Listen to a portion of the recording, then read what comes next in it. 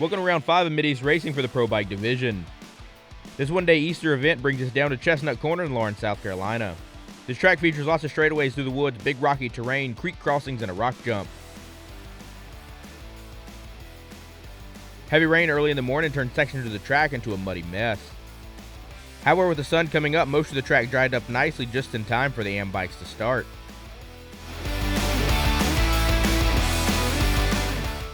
Guessing you got a target on your back? A little bit. Who's coming after you? I got a buddy back in Sportsman A that says he never sees me. Ooh. Every race. I saw you pass me. I didn't see you. What's he on? Yamaha. What number is it? 906. 106? 906. So your buddy has a target on his back. He says that you say you never see him. Well, that is true. I can get up behind him and ride and be riding for a mile and pass him, and he'd be like, did you see me passing? I'm like, no, I never did catch you. He's like, man, you passed me so. Mate, well, we're going to have to put something on your back so I recognize it. And a couple of other reasons, too. They some boys that's got a target aimed for him, so nice. We're going to see how it works out. So now, you got a target on his back. You need to tell your buddy that. Good luck. Thank you. Done with the bad luck, right? This time we're going to be actually closing the deal, getting the win, right? Yeah, I'm going to try to. Hey, look, I don't know what happened to my bike last race, but had to put it up for a little bit. Now I got a 450 today, so we're going to try to let it eat it today. Thank you, man. Good luck. Thank you, brother.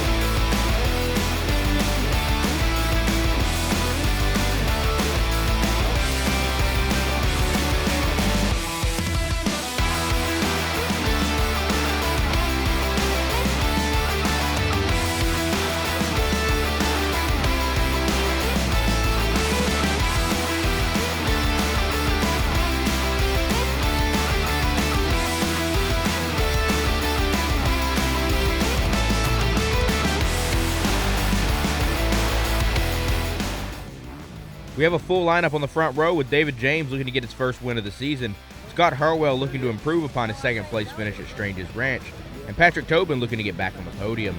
The question is, when are you going to see him today? I don't know how long it'll take me to see him today.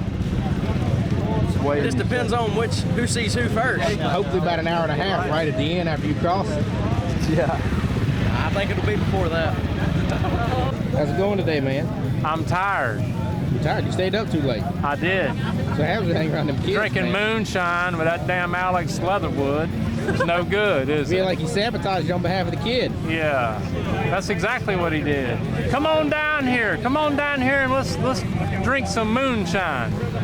I said, that's what we're gonna do. So I took a sip of it, and it was so smooth until I wanted some more, but I had to turn in. No way. Y'all don't get burned. He got on Jett. Good luck. Thank you, man. When the green flag dropped, Andrew Clark got off the line first with Scott Harwell riding his tail into the first corner. Clark and Harwell will be neck and neck through the whole shot, with Harwell just edging him out to be the first into the woods. After getting out in front early, Harwell led the first lap with a 10-second lead over David James by the time they got to the flat rock. At the end of the first lap, however, David James would close the gap to just 4 seconds, followed by Jason Crawford in third. Back in the C4 Strokes Light class, Gavin, Guthrie, and Jett Leatherwood would be back at it again, fighting for the win.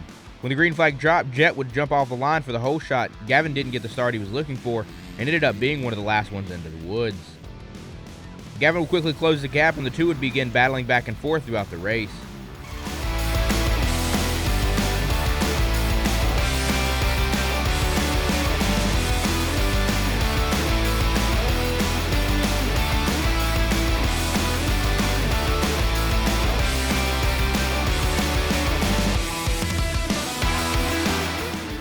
At the end of the first lap, Jett will be in the lead by a 23-second gap over Gavin.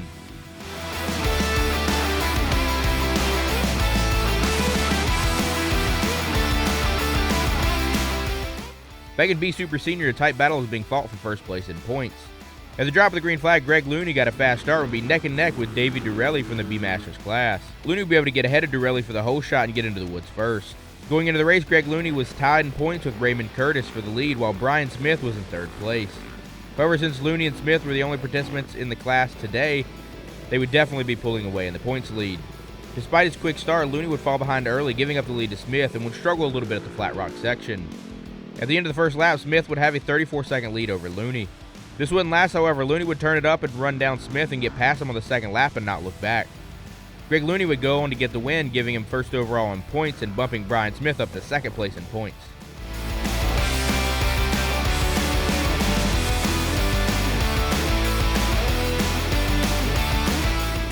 Back in C two-stroke class, Dylan Johnson has been dominating the class, winning every race so far.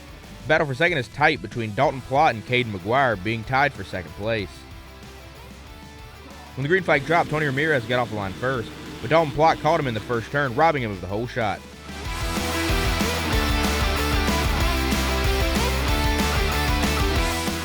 Dylan Johnson quickly got up into the lead and stretched his lead to over 2 minutes on the first lap.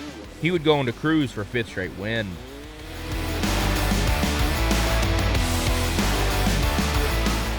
The battle for second, though, was a fierce one between Caden McGuire and Dalton Plott. McGuire made his way up through the field from 5th place all the way up to 3rd, closing the gap to Plott down to 8 seconds on the 3rd lap. On the 4th lap, McGuire would get past Plott, and the two would be neck and neck all the way to the finish. Caden McGuire would end up finishing the race in 2nd place with Dalton Plott in 3rd, less than a second behind him. This would give Caden McGuire 2nd place in points, just 1 point ahead of Dalton Plott.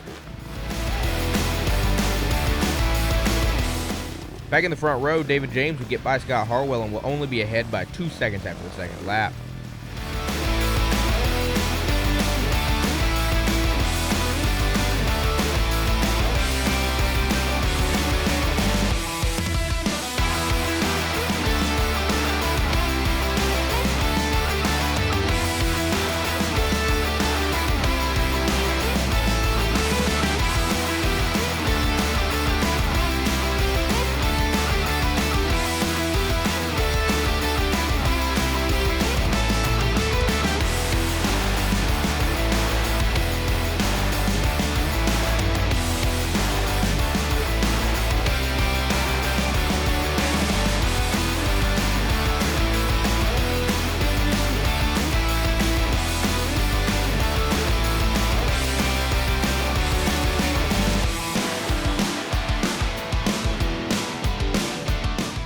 Back in the 4-stroke lights, Gavin and Jett continue to battle it out, with Jett being in the lead by only 1 to 3 seconds until Gavin gets around him on the 4th lap. Gavin would go on to race to the win in the class and get 3rd overall on the day.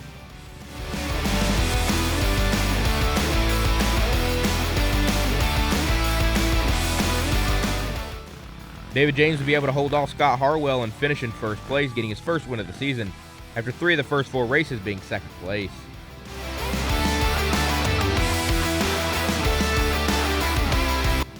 That was awesome. That was a good track. I like that. It's back and forth and everything, man. You didn't even get out front and leave. Wait to the end, right? Yeah. Yeah, I had to wait. I'm running this trials tire and intermediate front tire. I had to wait for the track to come around. It was super slick. Woo, that's good. Man. It was a good race. Thank you. That does it for round 5 on Easter weekend. Round 6 is taking us back to Pine Zone 9. Thank you for joining us. If there are any stories or battles you think we should cover, let us know down in the comment section below. Until then, we'll see you on Pine Zone 9.